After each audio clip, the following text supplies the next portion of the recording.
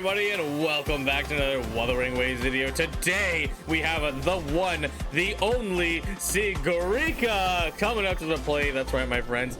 Finally, she is gonna be here and she is gonna be in the game. They call her 007.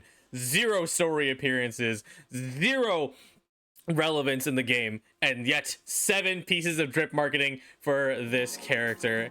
My goodness. Anyway, hi guys, Cody Creations here, and today we're going to be talking about Sigrika's drip marketing, as well as all the little tidbits, just the tiniest of pieces that we can piece together with her lore, because I mean, they've given us the tiniest of crumbs, more than Lucilla will ever get. She's actually 007, but yes, Sigrika is here, and I'm gonna go ahead and read all of it and put it together so you don't have to. So leave a like and subscribe if you want to stay updated on all things Wuthering Ways, and let's get started with Sigrika. So first off, oh my goodness, we're gonna go to the art itself, but wow, this is crazy. Like this is such a beautiful piece of art, period, when it comes to how they've done it. You know, if I want to talk about you know, just the art specifically, we have this literal oil painting, dude, an oil painting in the background with the trees. These are not trees that are, you know, necessarily etched and sketched with like a ton of detail. You can feel you know, the individual textures. If I actually open this image into a new tab, if I really want to zoom in, like, look at the details on this thing, man.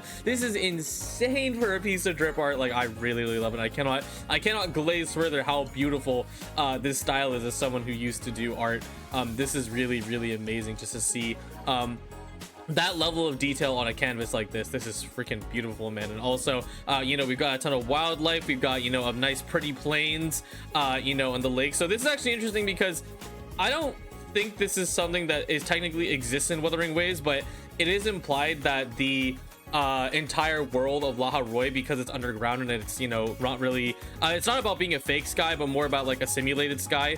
They could change the weather at will. So this is probably a scene of Star Torch, or at least a start of the Roya, you know, kind of during the autumn season, which is, you know, something that definitely does happen. It's quite literally part of the most recent version 3.1 winter thaw, you know, winter thaws into spring. That's the entire thing about Aemeath. And now we have Sigrika, who's kind of representing the fall, which is a really cool detail. I do like that a lot. And just, man, the sunlight, the stars coming out of our hands, like all the themes in here tie in so well, you know, into the general idea of what Lahai-Roi is all about, you know, outside of the science aspect. And of course, we also have the Solaskin. Now, the Solaskin are interesting because this is actually the first time that we were seeing the Solaskin inside, you know, one of these drip arts, because Solaskin are clearly very important to the plot. However, a lot of it is relegated to side quests, which is a little unfortunate, but the best way I can think of Solaskin is that they're basically amoebas. They're amoebas of the Extra Strider, and they're important, you know, to making sure that it sort of maintains life, and, you know, can transfer data between the sorts, you know, outside of the machines, because the machines are also, you know, for example, the reactor husk, you know, Haiteva are all essential to the Extra Strider as well. But, you know, these guys are kind of like, in a lot of ways, like lifeblood for the Extra Strider itself, which is really cool. And it's also great because, you know, Sigrika herself is actually a Roya tribe member. You know, it's very obvious from her attire, you know, her tattoos, you know, that she is a native of the original Frostlands, and that is super duper important because we don't have any character who's really like that of sorts. You know, recently, you know, spoilers, 3.1, we did have Aemeath of the sort, but Sigrika specifically is very important because if we go ahead and actually read you know, her stuff here, the runes weave together in a flickering web before Sigrika's eyes, an ancient puzzle waiting to be solved. She harnesses the frequencies pulsing within them, their true names illuminating in the dazzling brilliance. Ooh, poetic. And we move on to the next one. 3, 2, 1. Say cheese. Sigrika is a student of Star Torch Academy and a resonator of the Royan runes. On the path to becoming a true soulsworn, strewn as it is confusion and misery, Sigrika devotes herself fully to a challenging and to solving every puzzle presented to her. And yeah, that's super awesome because it's really unfortunate that, you know, as much as I joke about it, Sigrika only ever being in this one scene in the most recent update is a big miss, honestly, because she could have been introduced you know, when we were actually visiting the Royas and whatnot. But, you know, to each their own, you know, semantics that we'll argue about another day. But it's really important because Sigrika and her entire ordeal is that, you know, she's talking about this here is just like, you know, because you're part of the Helionic Six, and, you know, like it's confusing, it's miserable, and she's devoted to it because she could be picked as one of the future six. And this is really important because if you remember the NPC, you know, when we were visiting the Roya tribe, is that he gave up on that kind of life where it's like you have to stand inside the temple basically your entire life. You can never leave, and all your job is just to do calculations and whatnot, and that freaking sucks, man. Like, you know, like condemning a human life to just like be you know, be something. Obviously it's important to the Roya tribe, but you know, your entire life has been decided for you. And I think it'll be really cool to, and I really hope really that Wuwa does explore this theme well with Sigrika, because it's basically all the characters so far that are part of the Lahai-Roi arc have been having this some sort of deep sadness inside of them when they're trying to find their identity along the road. And you know, we have an example. Chisa is literally just a small version of Aemeath, you know, with a lot less time on her hands. Lene is, you know, someone who found her identity in school, you know, instead of having to be a murderer. Luke is you know, is most likely going to be the same. We see that he has a very, very dark past, and now we have Sigrika, you know, who's like, you know, like like, you know, I'm just a student, like I don't want to have to like do this entire thing where I just stand at a temple all day, you know, for my life. And we'll see how she comes to term with that, you know. And it wouldn't be surprised if tomorrow we see Lucilla's also got something going on up in there. But yeah, no, I think this is a pretty you know, could be a really interesting character. Hopefully Wuthering Waves does a good job at writing it, because they did so amazing last quest. But we'll see, because they probably do consider Sigrika to be a quote-unquote smaller character in the grand scheme of things. But I think she should definitely be a character that at least has something going on, because without it, you know, like this is our really only like like true Royan character, you know, who's still following their practices, etc. And this would be really cool to talk about. But that's all of her sort of lore stuff out of the way. Yeah, I typically would pull up the stuff that we saw in game, but she literally just looks at you and then she has one voice line, and that's it. She has an accent, which I do appreciate. Wuthering Waves is always good at that, but this is it. This is the most I can show you, Sigrika. At least in game, her hair model is very, very pretty. I'm like, wow, that's nice. I didn't even notice the detail that she has, like, you know, clips below her hair as well, and the braids. That's really, really nice. And of course we have our friend here, but this seems to be an NPC, and we'll learn about that hopefully eventually. But what I do want to talk about is the kit herself. So if you did notice, there is a very important line here that says she harnesses the frequencies pulsing within them, their true names. Oh man, and oh man, what recent echo set was added to the game? And I talked about this last time with the drip marketing, but what recent echo set was added that is called the sound of the true name? That's right, my friends.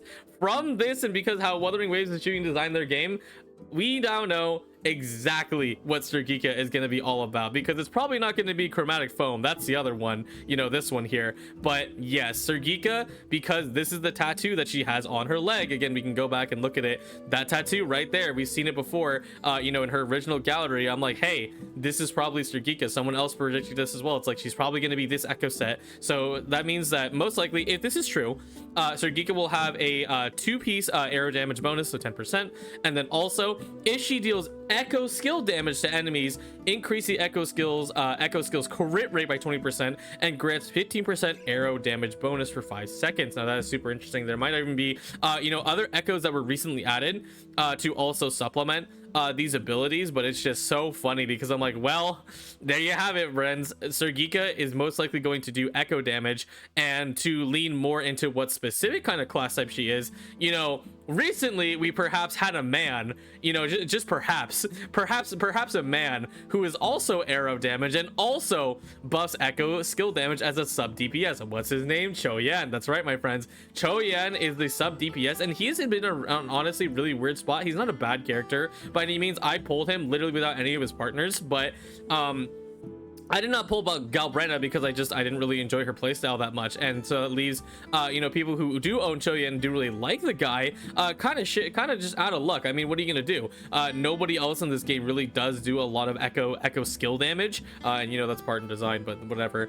So, and especially with the element alignment is also super duper important. But yes, this outro skill right here, attack the target dealing arrow damage equal to 100% of your attack, so that's cool, and then grant 50% echo skill damage damage amplification to the incoming resin area for 14 seconds. If that is not a telltale sign of who you need to be preparing for when it comes to this case, you should do that, because he also has his own set. Here you go, Law of Harmony. Additionally, all resonators in the team gave 4% echo skill damage bonus for 30 seconds, stacking up to 4 times. So that means you can get 4 times 4, 16% echo damage bonus, and it's universal. You know, you don't have to have a really sharp timer on this. You know, and they record it, blah blah blah blah blah. But yes, if you're planning on pulling Sigrika, or you've been a big fan of Sigrika when it comes to this, I mean, I can make the educated guess that, hey guys, perhaps the thing that's literally in her drip marketing is probably her set also made specifically for her, and there's only one other character who also is arrow damage and also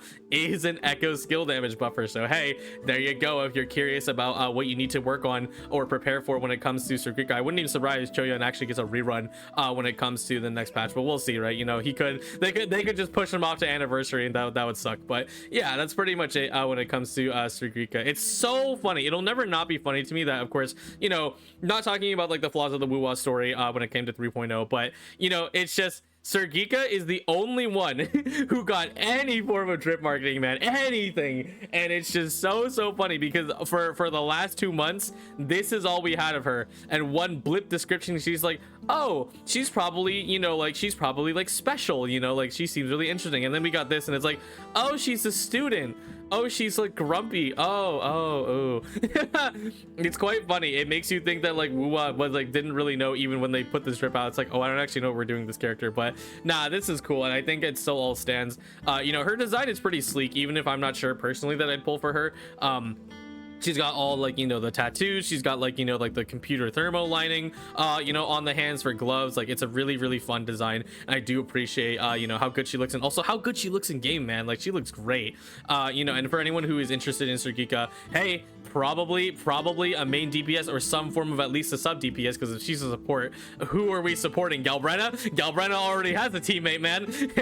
Anyway, but yeah, so do make sure you prepare for Sigrika. Of course, do wait, you know, for official information to actually come out, you know, when it comes to that. But I mean, I can just make an educated guess. I'm just saying man. But anyway, yes, that is going to be everything when it comes to Sigrika. And tomorrow we will be talking about most likely the true 007 of Wuthering Waves, being Lucilla, who once again, 0 story relevance, zero interactions, and 7p, and actually I should reword that, 0 drip marketing. Lucilla has got nothing. You Sigrika fans, at least you got something, bro. Lucilla ain't got none of this. She got this, and that's it. She don't get no ID card. They said, screw you, man. If you're a Lucilla fan, frick off. This is all you get for now. Anyway, thank you guys so much for watching. Be sure to check out, you know, all the other stuff that we do on this channel. We'll be seeing most likely Lucilla tomorrow, and I hope you guys have a great day, and I'll see you guys next time. Goodbye.